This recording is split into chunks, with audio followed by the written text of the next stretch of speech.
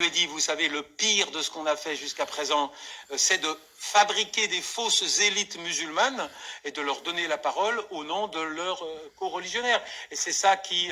mais je pense que monsieur le rapporteur se souvient de mon exemple, et lui, il l'avait immédiatement compris, parce que j'imagine que quand il entend l'imam Chalroumi parler au nom des musulmans, alors qu'on a choisi ce monsieur pour son incapacité abyssale à aligner 3 phrases, eh bien, il se sent humilié, ostracisé, stigmatisé, comme absolument tout Français de confession musulmane qui dit mais quel est ce système qui me fait représenter par des gens dans lesquels je ne me reconnais pas. Donc on a déjà là qu'on peut toucher du doigt et qui coûte pas cher un dysfonctionnement des mécanismes de représentation des musulmans. Nous ne souhaitons... Alors des Chalroumi, il y a le modèle analphabète et il y a le modèle savant. C'est-à-dire que dans l'espace public, nous n'acceptons que les musulmans amputés de toute dimension oppositionnelle. Nous aimons bien des musulmans savants et intelligents, pourvu qu'ils cautionnent, en quelque sorte, l'assise du discours de domination sur leur communauté. Mais sinon, on le traite immédiatement d'intégriste. Ce que je dis, moi, François, patron Saint François d'Assise, si c'est Mohamed qui le dit, au bout de 2 minutes, il est traité d'intégriste.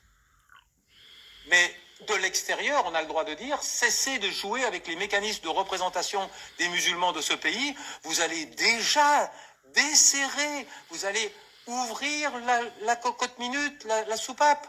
Laissons déjà des musulmans s'exprimer dans le débat public en ayant une posture oppositionnelle. Et vous pourrez retrouver des archives, parce que je n'aime pas qu'on dise « Ah, Burgal, il aime bien les musulmans, donc il dit des trucs gentils pour les musulmans. » Non, moi j'aime bien mon pays. Au nom de l'intérêt que je porte à mon pays, il y a déjà 20 ans, j'ai dit, s'il y avait plus de musulmans râleurs, protestataires, dans l'espace du débat public français, nous aurions fait moins de conneries dans cette région du monde. Nos politiques étrangères auraient été plus fonctionnelles. Si nous avions plus de voix musulmanes, entre guillemets, mais protestataires, pas émasculées, pas de la tribu des béni oui-oui, analphabètes ou savants, hein, eh bien, nous aurions une meilleure... je prends des fois des exemples triviaux, je dis, un arabe pour vendre des TGV, ça peut être bien. Eh bien, un arabe pour nous dire la perception qu'il a des dynamiques politiques dans le monde arabe, ça peut être bien aussi. Ça peut aider. Sachons nous appuyer sur une perception expurgée d'une série de contingences, de difficultés qui sont inhérentes à l'histoire. Pourquoi on n'arrive pas à nous corréler rationnellement avec les dynamiques politiques dans cette région du monde? Bon, on pourra en parler pendant des heures. Il y a des explications parfaitement rationnelles, d'accord? Nous sommes en symbiose avec la petite frange des populations maghrébines qui nous disent dans la langue que l'on comprend ce qu'on a envie d'entendre. Mais si on accepte cette interaction, on va voir que la matrice des valeurs communes, elle est bien là.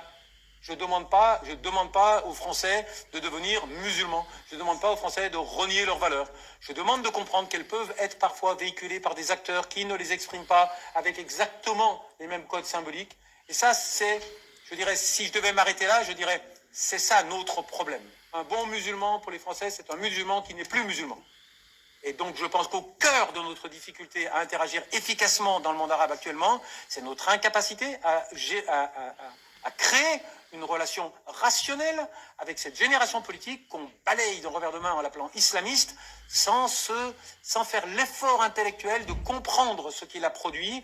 Et si on fait cet effort intellectuel, et on peut le faire si vous voulez que vos questions portent là-dessus, parce que je vais m'interrompre, on va voir que notre erreur, ça a été ça.